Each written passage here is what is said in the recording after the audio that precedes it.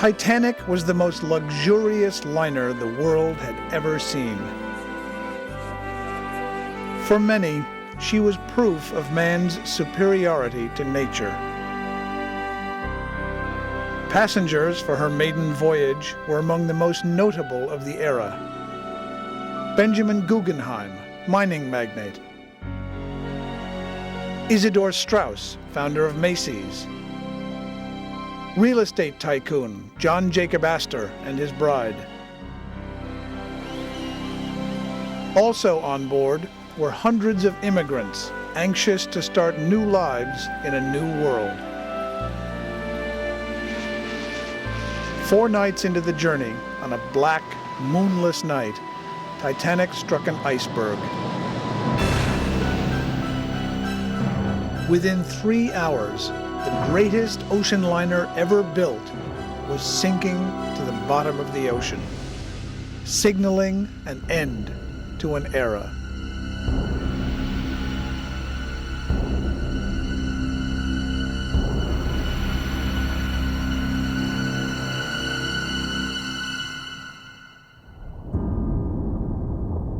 The ocean bottom is like another planet, enveloped in darkness.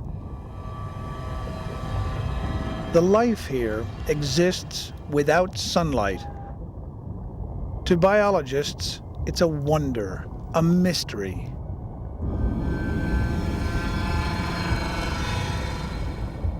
Titanic is a surreal addition to this landscape. When she came to rest here, she plowed into the mud, burying her hull.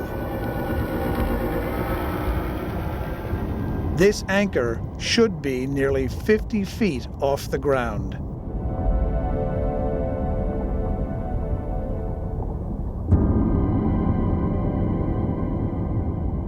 This is the debris field. It is littered with objects that poured from Titanic as she sank. Near the stern, the Nautil approaches the hull piece. In order to raise this artifact, its weight must be gauged.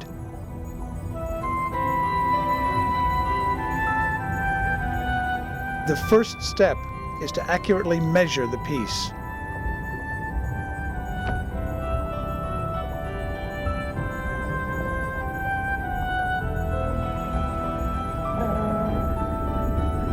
I think it's good to recover artifacts, because when the artifacts are up on the surface, they continue to live, and the Titanic live again. By retrieving this artifact, at least one section of this great ship will be preserved for future generations. Where did this piece come from? Who might have looked out from these portholes?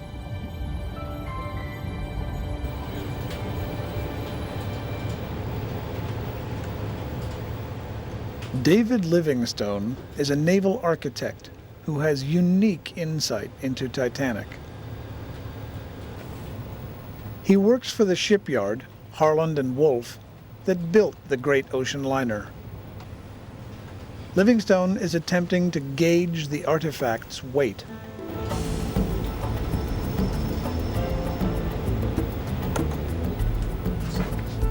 First, he examines the steel beams. The number and length will greatly influence the piece's mass. Next, he examines the window placement and rivet patterns. Livingstone tries to find the piece on a copy of Titanic's original design plans. It was thought that these drawings were lost. Only recently have they been shared with the public.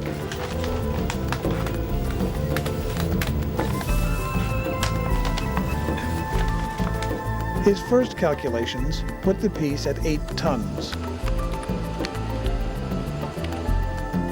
But then he makes a discovery. On the piece, there are several areas called doublers, where the steel overlaps. The doublers increase the weight to about 17 tons. Later that night, Livingstone pins down the location of the piece. He shares the news with historians Charles Haas and Jack Eaton. And here we are in here. So there's nine windows. Right. Well, that's all match up. But there are other clues, because you see these doublers.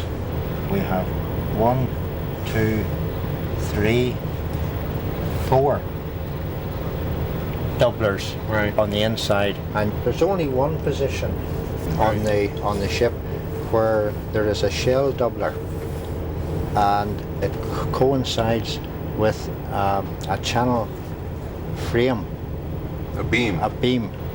Right. So we think I'm fairly certain that's it. The hull piece is from the starboard side of C deck. Okay. Well, it's between frame 30 and frame 37. Jack, can you go to the deck plans? This is the reciprocating engine housing. Let's use that as a line. Haas and Eaton try to determine which rooms it came from. Want to take us through it? The cabins that are associated with that area are C-79 and C-81. Okay. Do we know who was in those? Well, we can find out. Let's see if we have that on our list. That's C-79 and C-81. After checking the passenger list, they discover that both rooms were empty. Who occupied what cabins?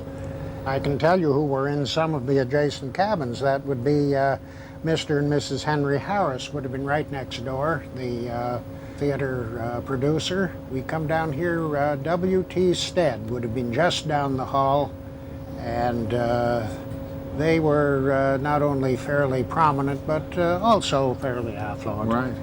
So if you had occupied C-79 or C-81, you would have been in very good company indeed. Yes.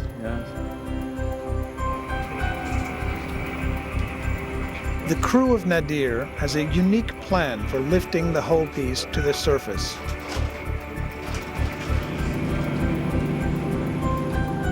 The plan relies on a simple but ingenious technology that they helped to develop. The piece will be attached to towing lines. The lines will be attached to lift bags. The lift bags will rise through the water, carrying the hull piece to the surface.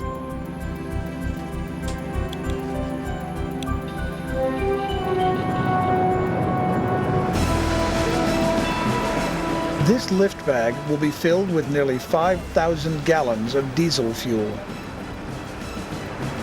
Diesel is lighter than water, which will make the bag extremely buoyant. 25 tons of chain will be used to take the bag to the bottom.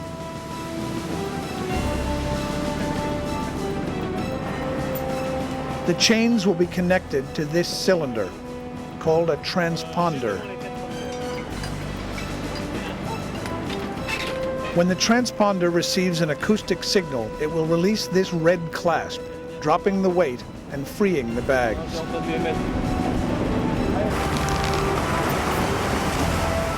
Once the bag has been filled with fuel, it's sent on its way to the bottom.